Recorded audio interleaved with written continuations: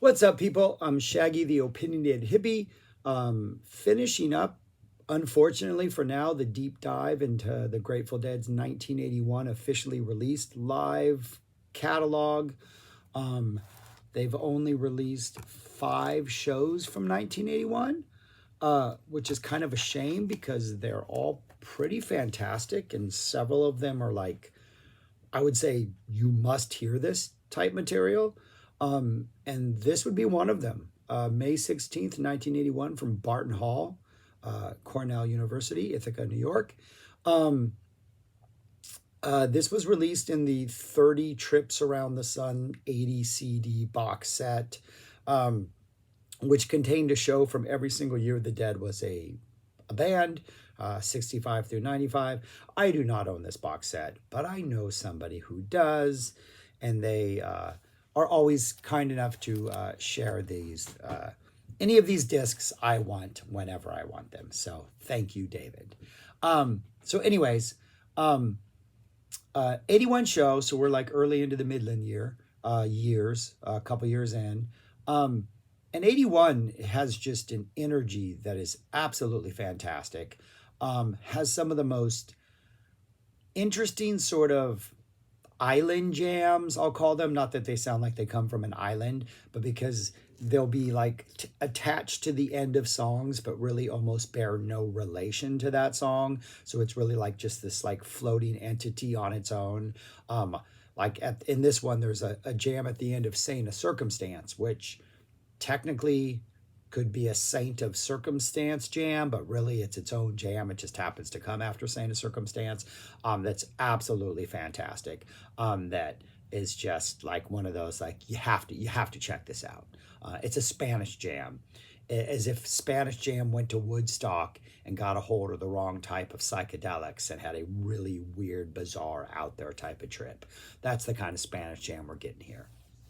3 discs. The first set fits entirely on disc 1.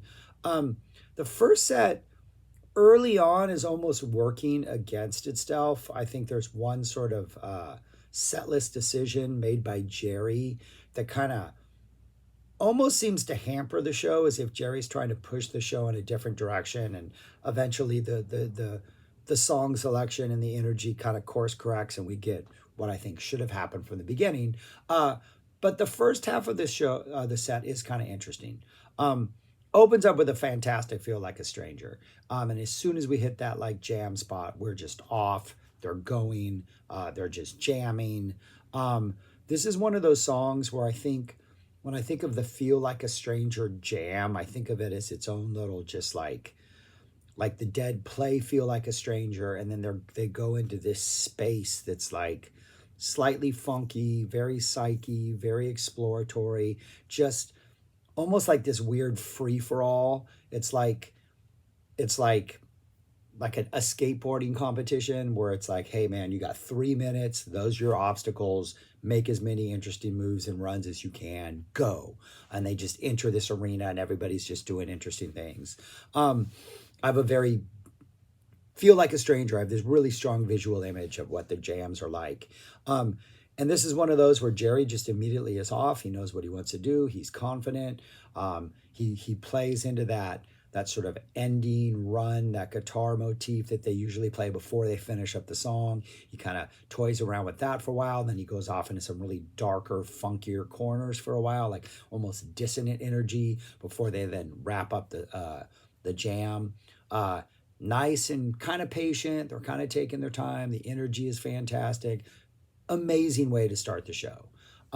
Really good Feel Like a Stranger. Feel Like a Stranger is one of those songs where if they were to release every single Feel Like a Stranger ever played in a box set, I'm in on that.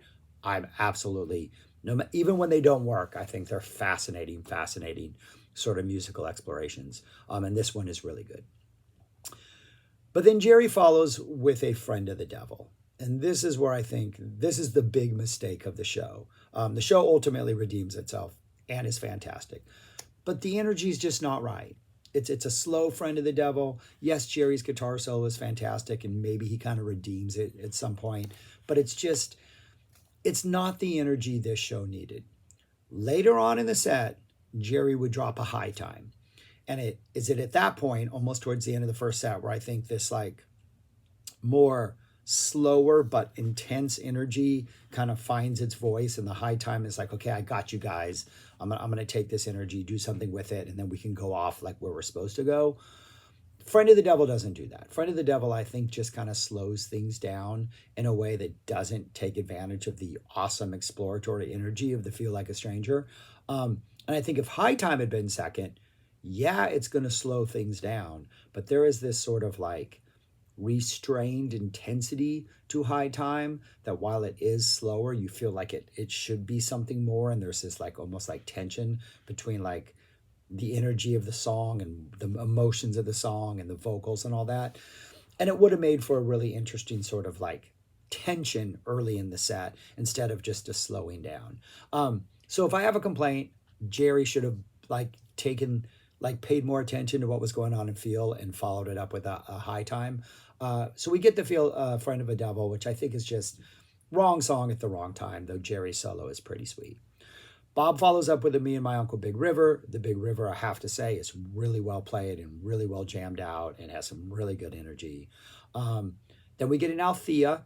The Althea is kind of slow. I love Althea. I will take every Althea. The crowd responds really strong to this Althea. It's a slow, steady Althea, nice and patient. This space moment, this space is getting hot. Great little peak in the middle of it. The ending jam is pushing some psych energy. It's kind of repetitive, but like in like a really good, just kind of hypnotic way. Fantastic Althea. But it's almost kind of, I feel, slightly drained by that Friend of the Devil energy. And if the High Time had been earlier, it would have more of a slow burning intensity instead of just like a slower intensity, if that makes sense. But it's a strong Althea. That goes into a CC Rider. Good choice by Bob. Really nice CC Rider. I think 81 was the year when we got the most CC Riders than any other year. We get a Brown Eyed Women. I'm here for every Brown Eyed Women. A nice Passenger. Really well jammed out Passenger. Jerry's really bringing the energy at the end. Really nice solo by Jerry.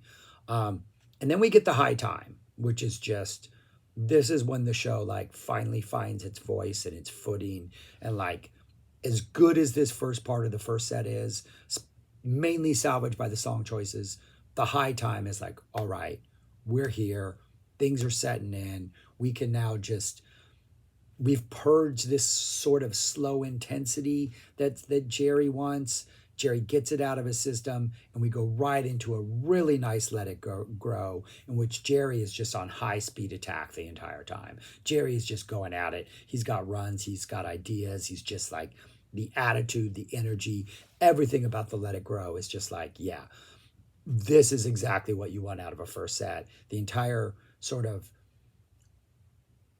the energy that was never sort of capitalized on that came out of Feel Like a Stranger, it all comes in the Let It Grow, balances out the set perfectly. Absolutely fantastic. We do then get a sort of obligatory, almost like, why, Don't Ease Me In to close out the first set. Kind of feel like we don't need it. I feel like the Let It Grow should have been the peak. But Jerry gets the last word with the Don't Ease Me In.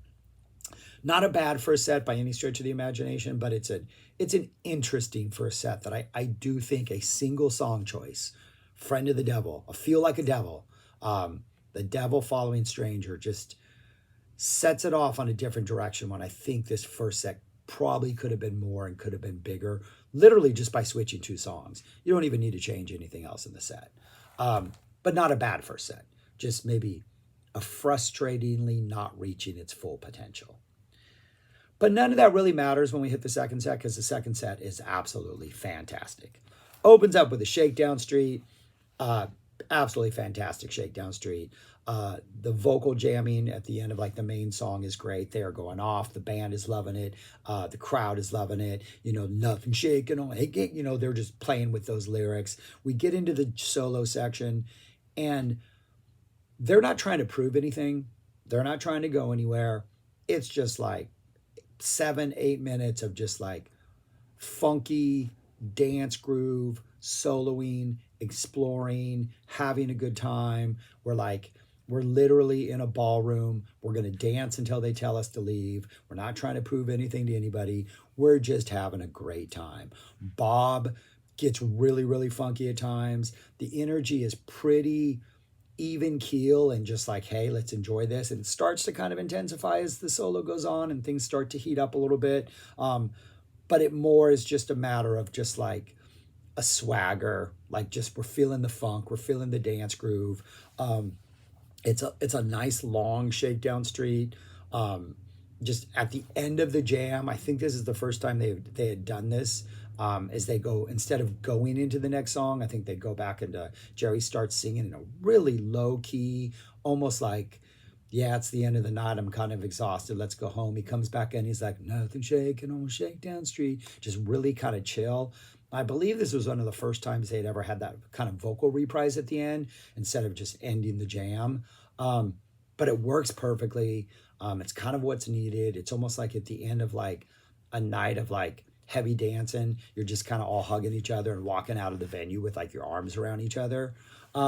Great ending. Fantastic Shakedown Street. One of those I highly recommend. You have to check out. And then we go into Bertha. The Shakedown Street Bertha pairing, which popped up several times in the early 80s, unfortunately would not stick around for long. And the Bertha is just high energy, almost played too fast. It's almost like, hey, slow down so we can enjoy the Bertha. Because it is just like a, let's go, we're off.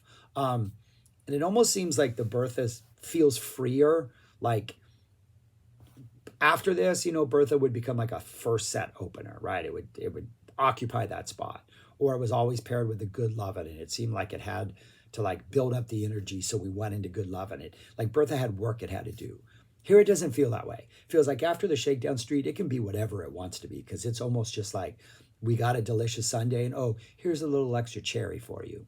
The middle jam where they're doing the boom, the big like rock star things, and Bob comes to the edge of the stage, and when they hit that big bass note, that sounds fantastic. They're enjoying themselves. They're not really nailing it as well as they should, but who cares? The energy is just like out of control at this point. Before the last notes of Bertha are finished, Bob is starting the beginning of Lost Sailor. This Lost Sailor is lively, it's upbeat, it's joyful. Like it sounds fantastic. The guitar work just feels fluid and intricate and just alive. An absolutely fantastic Lost Sailor. They do manage to, like, when they get towards the end and they do that sort of like long drawn out sort of coda before they drop into Saint of Circumstance, they do kind of slow it down for that, but it works perfectly. Like they slow it down at exactly the right time. They stretch it out for just the amount of right time. They kind of draw it out. Perfect Lost Sailor. Goes into a really perfectly placed Saint of Circumstance. That middle jam in Saint of Circumstance where things are getting all crazy and weird and spacey before they drop into the dun, dun, dun, dun, last part. Fantastic middle jam. And as soon as the song ends, they are off into this 9-minute 1974 playing in the band, deep, like 25 minutes in when they don't know what else to do, so they just get weird. They drop into a Spanish jam that is just, like I said earlier, it's like a Spanish jam that's taken the wrong kind of psychedelics, or maybe the right kind of psychedelics, but just also took maybe something that's amping them up, so they're really just crazy. It's a psych crazy breakdown madness, just a Spanish jam for the ages. It's almost not even Spanish jam because they're going so hard and they're just so fragmented in their energy, but it's there. It's like, it's what's keeping this from falling apart and completely just becoming chaos. It's this idea that somewhere in the meat of this, there is a Spanish jam. It's just fantastic. And when they finally finish it up and it feels like, okay, it's time for drums, nobody's leaving. Or they're leaving one at a time and they're sticking around. So we get a nice long, what should be drums, but the band's still jamming sort of overlap.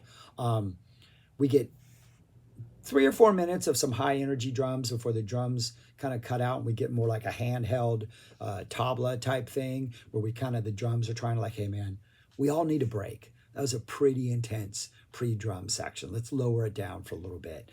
But almost as soon as they do that, Jerry's back on stage. He's starting to play some stuff.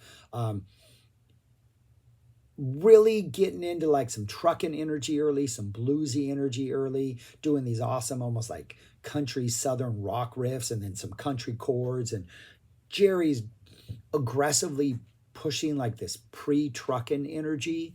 Like, doesn't sound like truckin', but you can tell that at any moment they're all just gonna like go into the next gear and do that drop into the song. And so we get after drums about this 3.5 minute, 4 minute jam where it's not really space. It's a jam that's obviously leading into something pretty awesome. That takes us right into Truckin'. Truckin' is played just, they hit it, they nail it. Bob drops a couple lyrics, forces that sex change lyric, which nobody likes, or at least I don't. The end drop at the end of Truckin', just that build before they drop, they nail it. It's perfect. And then again, in just this high speed, the second set energy, we're not going to be patient. We're just going to hit things and we're just going at it. We go into this Nobody's Fault But My jam, an instrumental version of that, kind of a high energy. They kind of try to slow it down a little to like give it a little bit of a bluesier edge, but it's pretty high energy. It's pretty straightforward. And then just kind of fast. And then that eventually finds its way to calm down and we find ourselves in a Stella Blue. And it's a fantastic Stella Blue. And the closing solo on this Stella Blue, it's like a thunderstorm is coming in from like the west. And the drums are like the rolling thunder, like the clouds just rolling in and you can hear the thunder. And Jerry's guitar is doing like these spirals. It's like these balls of lightning that are working their way towards you. And it just keeps going on and on and on and on and on. And you feel like it's going to wrap up, but it doesn't. And Jerry's just like not taking his foot off the gas pedal. Absolutely fantastic Stella Blue.